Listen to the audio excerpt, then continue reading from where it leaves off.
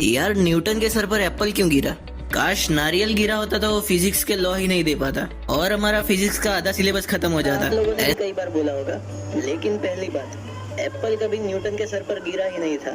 ये एक बनी बनाई बात है जो हमें बताई जाती है। असल में न्यूटन के लॉज में कुछ भी कॉम्प्लिकेटेड नहीं है। सब लोगों ने इसको फालतू में हवा बना के रखा है। और जिन न्यूटन लॉज की हम बात कर रहे हैं उसके कई सालों पहले हमारे भारतीय पंडितों द्वारा बताया गया था, जिनमें मुख्य रूप से नाम आता है भास्कर आचार्य का।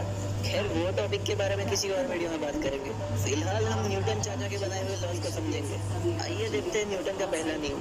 फर्स्ट लॉ कहता है कि अगर कोई चीज एक जगह पे स्थिर अवस्था में है तो वो तब तक नहीं हिलेगी जब तक उस पर कोई फोर्स नहीं लगाया जाता, और अगर कोई चीज गतिमान अवस्था में है तो वो तब तक नहीं रुकेगी जब तक उस पर कोई एक्सटर्नल फोर्स नहीं लगाया जाता।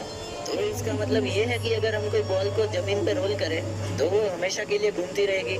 नहीं, बॉल इसलिए रुक जाएगी क्योंकि उस पर जमीन के द्वारा फ्रिक्शन फोर्स यानी कि घर्षण बल लगेगा। बॉल सिर्फ उस कंडीशन में इनफाइनाइट टाइम तक गतिमान रहेगी जब तक सरफेस पर फ्रिक्शन जीरो हो, और ऐसी सरफेस रियल लाइफ में एग्जिस्ट ही नहीं करती।